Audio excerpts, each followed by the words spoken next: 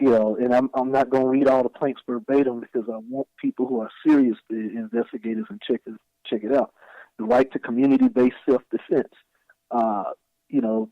We're not such big advocates as gun control as the mainstream black movement, since we're saying we're different. We understand that in general, we know there's exceptions. In general, especially in our community, I grew up in the country. I knew people that didn't have no license. So, exactly. Carry a weapon. You go to the city, same thing. And then, of course, in the predominantly white community, you see all these people going nuts and killing folks. Oh, well, he had a license, or he never snapped before, so they just as criminal as the dude in the hood that robbed and killed somebody. Yeah. So we understand that criminals in general are going to get whatever weapon they feel by hook or crook. So we're more concerned about the people who are supposed to be responsible, including those that want to defend their community against criminality, whether it's criminals with badges or criminals without. We want that right to self-defense. And that, in some cases, that means that you have to have a weapon on you. We ain't saying to do nothing illegal or nothing stupid. Right. So I'm putting that disclaimer out there right now for all the COINTELPROs and the sellouts that may be listening. But, we know that something. If you guys are part of that COINTELPRO, please don't say it. I'm going to call you out. I'm going to call you out if I know. You will be called out. Yeah. And we're not over paranoid about that either, but we know the deal. We know that when you're in our line of work, you will attract something. Well, it's the reality of it all, man. I think that's the reason why so many people don't take that stand, because of what comes with that, and you become a target and you have a target on your back. And so if you faking a fraud with it, you will be exposed, because when that target come off your back and they get to coming at you and putting that pressure on you, you be on that joker like the first 48. How much tape you got? I'm telling on everybody. So you better make sure that your mind is made up to go through it. So you really have to be solid in this thing, as far as what you're trying to do, because it is work. And we're talking about unity. We still talking about something that we've been needing, and it's known that it's been needed for years, and we still have to fight for it. We still have to fight to get it. We still have to make it make sense to some people sometimes. So, yeah, you have to be dedicated to the cause, man. And I commend you guys for everything you guys are doing. Oh, thank you. Thank you. And we understand that for those that may be a little bit fearful, some of the most important things we can all do for the black community is the stuff that we complain about needing to be done. Yes. Like plank number 17 on our website, when you go to the reciprocity to American citizens, support for black physicians, black doctors. Black doctors are under attack specifically. This is not a coincidence. This is not just a maybe or whatever. I'm looking at the situation. If you look in the area of where I'm from, in the Newton, Texas area, I was born in Houston, actually, raised in Newton, Texas. Beaumont, Texas, it was a doctor that was in the Newton Jasper area. My dad told me the last doctor, they supposedly came up with some charges of trying to accuse him of being a pill mill, so he had, they shut him down. Wow. Came from Beaumont to shut him down. I'm like, wow, you said in time that living there, every black doctor that's tried to come to the area had to take off or be forced off. And this is a rural area. People got to travel like 75, 100 miles to get their medication now because of the selfish, evil, greed, and racism of what's going on in the southeast Texas area. And I'm calling it out. It's like, what I got to lose? Nothing, I'm a brother. I can be gone at any time. Because some people say, well, you got to worry about this that could happen to you. Both of us and probably people listening have been through so much foolishness. So I don't want to dwell on that, but we need to let people know what we plan on doing about it. And so I covered the three categories: internal planks, constitutionality, and civilian-based law enforcement. And number 3, reciprocity to American citizens. Those are the 23 planks when you add them up. Now, the 3 categories of what we talked about tonight falls under that. Again, I'm talking about what makes us different from mainstream black movements, showcasing our own. We understand that whoever pays you, you have to answer to them in some form or fashion. So for those who may have heard of us that may not be satisfied with the work we're doing up to date, you have to remember that the faster we attract conscious and conscientious Black folks, and one of our sisters explained why conscientious, and I'll sum it up. Conscientious means you're going to act on that level of knowledge and consciousness. We have plenty of people, especially when, again, using social media because it's such an easy target to make fun of. But we got so many people telling us what we already know about how bad our condition is.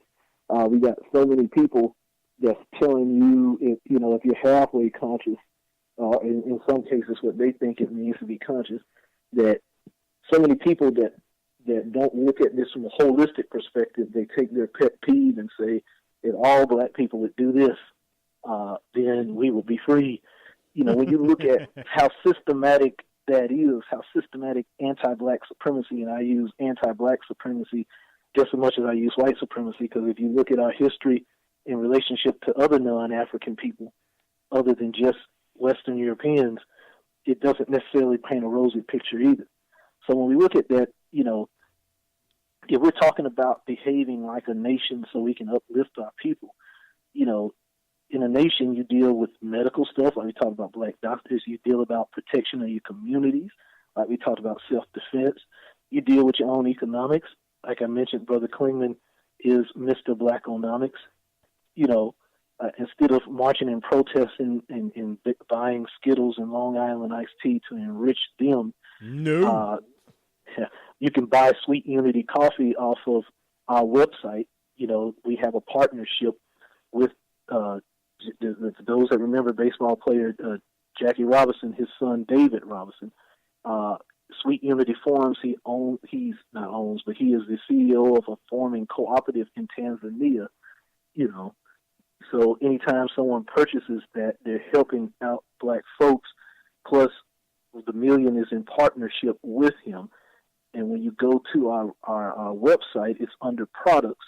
And the reason I'm giving this as an example is because, think about it. One brother asked me how come I wasn't going to there was some kind of march shortly after Trayvon's murder, but it involved buying some Long Island iced tea, some Skittles, and wearing your hoodie. And I was thinking to myself, okay, what his family needs is a legal offensive fund. They need some lawyers that have experience in winning if they don't have it. What they need is probably some funeral money. How is me spending money on Long Island iced tea and Skittles, both of those companies not Black owned, by the way, going to help this brother? That's called symbolism. Yes, it's symbolism. And as Baba Klingman likes to say, some people support symbolism over substance.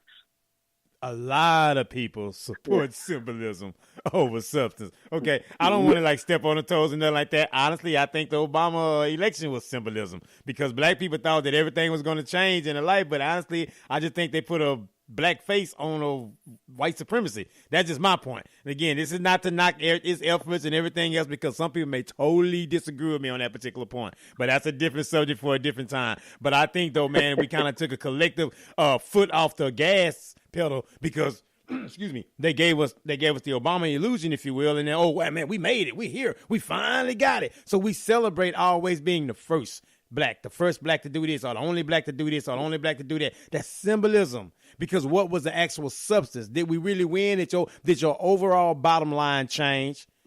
Because guarantee that ain't happening again. So how did it work for you? And so my thing is that, sometimes we get these we take these sugar pills and we don't really do our due diligence. And then in comes a Donald Trump. Oh, Lord, what we going to do? No, what did you do when you had the Black president in office? Because you said everything was going to change, but did it really? So again, what can we do for ourselves? And because I'm of the concept, we have to stop asking other people outside of our community to help our community because it's 2018 and we're still asking the same question. So if we've been asking the same question, the answer might be no.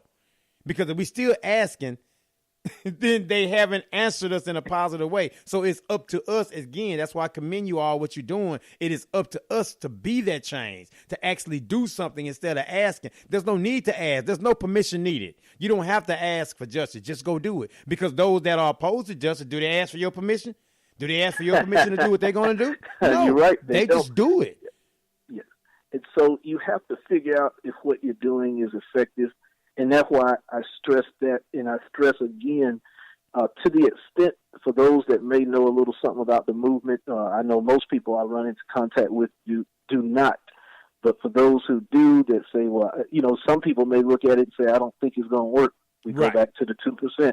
1 million black people is roughly 2%.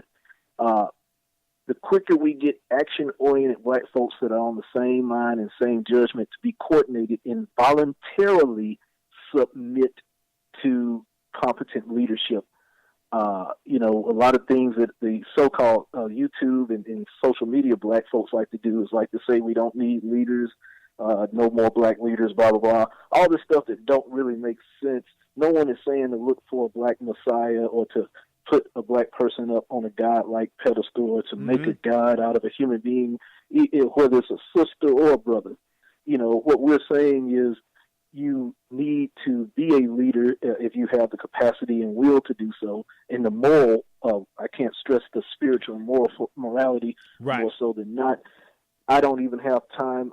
I could do 2 or 3 shows on the self-sacrifices of just the two brothers that helped to co-found this, and they're not by a far the only one. There's some people going through just as much in certain ways, as far as, everything from health challenges to having their children beat on by cops, all kinds of stuff.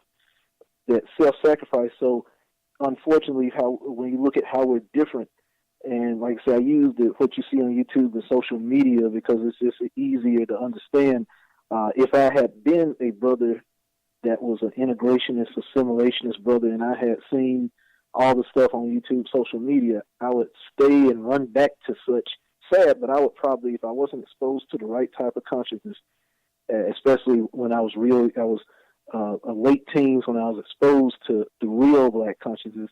Had I been exposed to some of the stuff I'm seeing now, I probably would have fled and ran and held on to the integrationist, assimilationist community and so forth. Yeah. So you have to showcase your own. One thing we do is we don't spend a whole lot of time, blowing smoke. To what extent we're not successful is to the extent that people are either on the sidelines or people are not serious, and you have to just move past them till you find someone it is. So again, to what extent our movement is not successful is to the extent that people are just on the sidelines, or again, you got some people that aren't serious. That's why we're looking at the fact that there's roughly 2 out of every 100 black folks, because for those that are serious about this movement and want to become a member, you're going to run into a lot of skeptical black folks. That's just the way it is. You're going to run into a lot of black folks that are not serious, that tell you, well, we don't need black leaders, or all we have to do, and we put economics as the foundation. The physical side, we put economics as the foundation for everything we do in our movement on the physical side.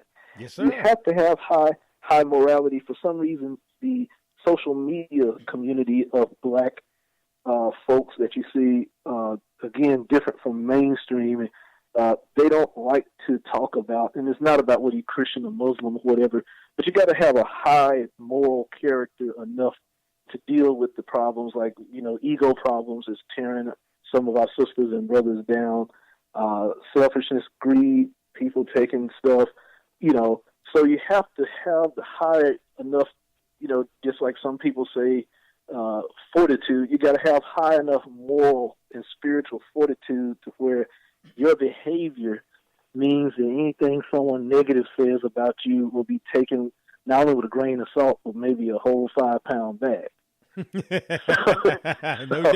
No doubt. And I truly believe that with all our human frailties and faults, when you look at our leadership, they hold up to that kind of scrutiny. So that's what makes us different when we showcase our own. And again, on the physical side, once you get away from the mental, spiritual, and moral aptitude, which I just discussed, you're talking about the fact that we are, and I'm getting into the economics of our movement, we understand that there has to be an economic component. But in order for that to work, because of the things, and me and you briefly discussed it earlier today about people that had a negative experience at black